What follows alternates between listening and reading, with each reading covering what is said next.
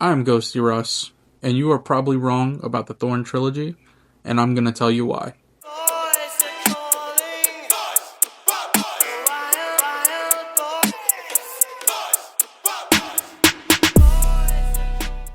If you are a connoisseur of the Halloween franchise like myself, then you probably know all about the THORN trilogy. And you probably know that the THORN trilogy gets a ton of hate. Now, the people that hate on this claim that the THORN trilogy is messy, and they use this to kind of dismiss the THORN trilogy in a lot of the discussion around the franchise. Coming off of the box office disappointment that was Halloween 3, and I mean no disrespect to Halloween 3, and in fact it is probably one of my favorite films in the franchise. I actually have the Dawn Post 2012 set of the Halloween 3 masks right there. I also have the Halloween 3 pumpkin tattooed on my hand, but let's face it, during the time of these movies, Halloween 3 was a letdown, because people had one question after leaving the theaters, and that was, where was Michael Myers? And that brings us to the first installment of what would later become the THORN trilogy. Halloween 4, The Return of Michael Myers. Halloween 4 successfully brought back our favorite mask-wielding, knife-wearing slasher. I know what I said. And not only that, but it introduced a critical character to the THORN trilogy in that of Jamie Lloyd. This movie did everything right. It set up a new story for Michael Myers. It introduced new characters that really made sense, and they honestly explained it all pretty well in the film. And to my knowledge, this is the only film that really addresses the change of mask and explains it very easily.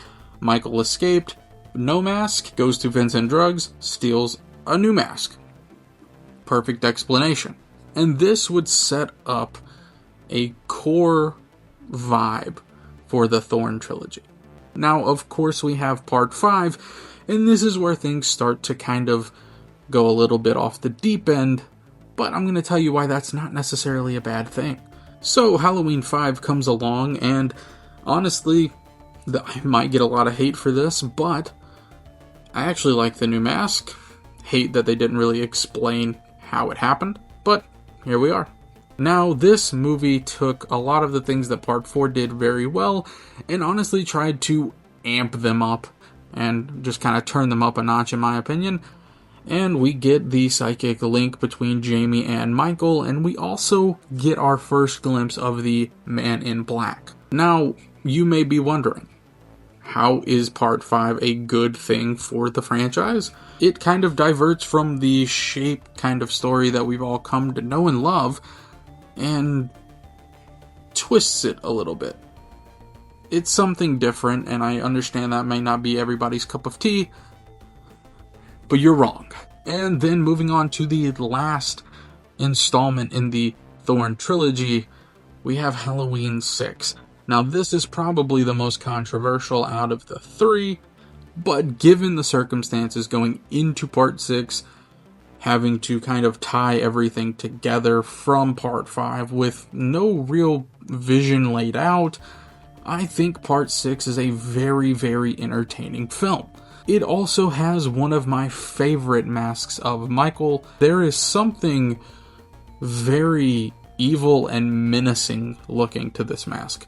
So I know that wasn't too much of an in-depth rundown of each 3 of those movies, but that's not really the point. That's not really the purpose of why we're here. You see, despite the plot and the inconsistencies and everything that people say makes this the worst timeline in the Halloween franchise, I think when it comes down to pure entertainment value, you're wrong. Because these films have such a vintage Halloween kind of vibe that H2O and Resurrection just don't have. And don't even get me started on the Blumhouse trilogy.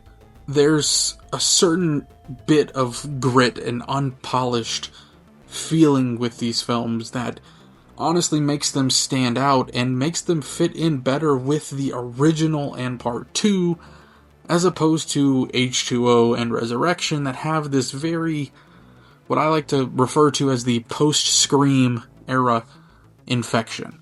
Everything is very clean and sterilized, and it's just this weird vibe. It's a completely different vibe to it than the THORN trilogy. We also get things like the whole Jamie Lloyd story, and while part 6 kind of dove off the deep end with that, we got an entertaining story that kind of worked around Jamie Lee Curtis not being in the films and did a damn good job of it. Now, of course, there are still going to be some of you who don't want to admit that entertainment value-wise, the THORN trilogy knocks H2O and Resurrection completely out of the park. And you're probably going to say, well, H2O alone made more money than the entire THORN trilogy did at the box office. My rebuttal to you is money isn't everything.